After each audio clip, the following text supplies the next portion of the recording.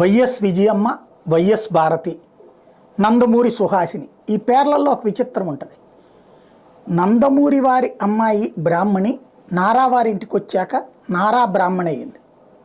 But అదే నందమూరి వారి అమ్మాయి సుహాసిని చుండ్రు వారి ఇంటికి వెళ్ళినా కూడా పుట్టింటి ఇంటి పేరు పెట్టి ప్రచారం చేశారు, కూకట్పల్లి ఎలక్షన్స్కు దృష్టిలో పెట్టుకుని నందమూరి సుహాసిని అంటూ.